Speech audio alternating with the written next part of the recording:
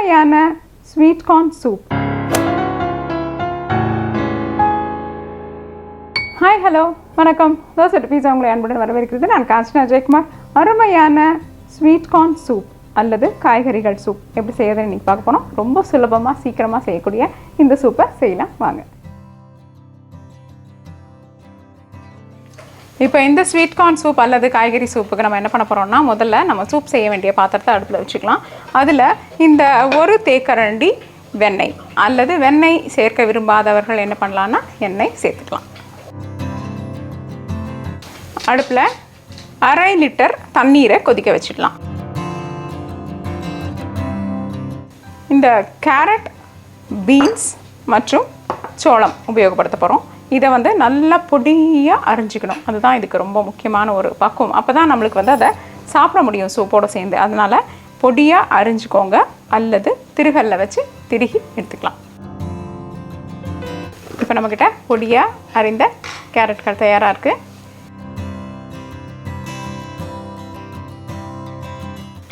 இப்போ பீன்ஸையும் அதே மாதிரி பொடியாக அரிஞ்சிக்கலாம். இதையும் கொதிக்கும் தண்ணீரில் சேர்த்துடலாம்.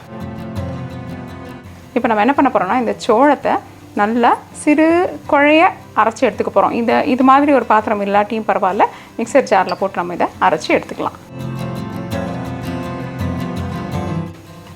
இதுதான் நம்மளுக்கு என்ன பண்ண போகுதுன்னா, ஒரு அந்த ஸ்வீட் கார்ன் சூப் அப்படின்னு சொன்னோம் இல்லைங்களா, அதுக்கு உண்டான ஒரு தன்மையை இது கொடுக்க போகுது.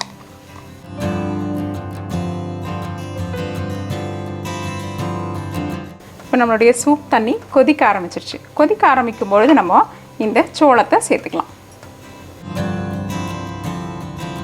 இப்போ நம்ம என்ன பண்ணலாம், சிறு தீயில் இதை மாற்றிட்டு ஒரு 10 நிமிஷத்துக்கு நல்லா அந்த காய்கறி வந்து மெத்து நாயி எல்லாம் ஒன்றோடு ஒன்று சுவையை கலந்துக்கணும். அந்த பக்குவத்துக்கு நம்ம இப்போ ஒரு 10 நிமிஷத்துக்கு இதை அப்படியே விட்டுடலாம்.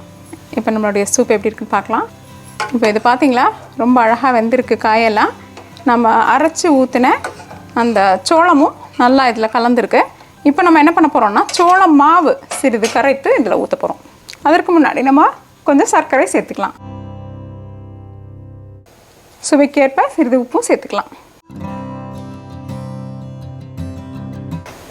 இப்போ சோள மாவின் ஒரு தேக்கரண்டி அளவு எடுத்துக்கலாம்.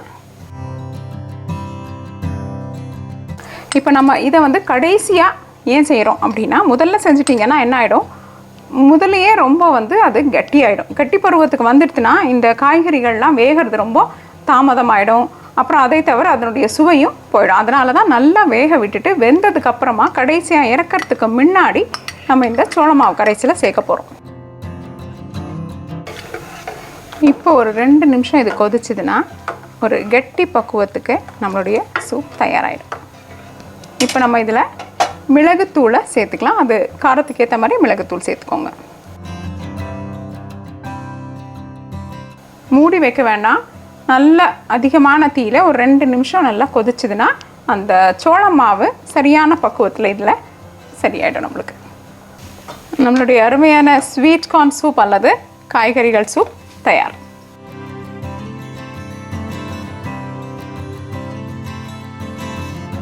என்ன நண்பர்களே, இந்த சுவையான ஸ்வீட் கார்ன் சூப் அல்லது காய்கறிகளால் செய்யக்கூடிய ஒரு அருமையான சூப் பார்த்தீங்கல்ல, ரொம்ப சுலபமாக இது செஞ்சு முடிச்சு உங்கள் குடும்பத்தினோடு பகிர்ந்துக்கோங்க.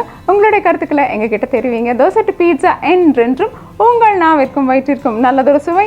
இந்த வீடியோ உங்களுக்கு பிடிச்சிருந்தா லைக் ப்ரெஸ் பண்ணுங்கள். தோசை பீஸாக்கு மறக்காமல் சப்ஸ்கிரைப் பண்ணுங்கள். இந்த சப்ஸ்கிரிப்ஷன் முற்றிலும் இலவசம். மற்றும் உங்களுடைய பிரிண்டபிள் ரெசிபீஸ்க்கு dosa2pizza.com பேஜையும் செய்யுங்கள். நன்றி, வணக்கம்.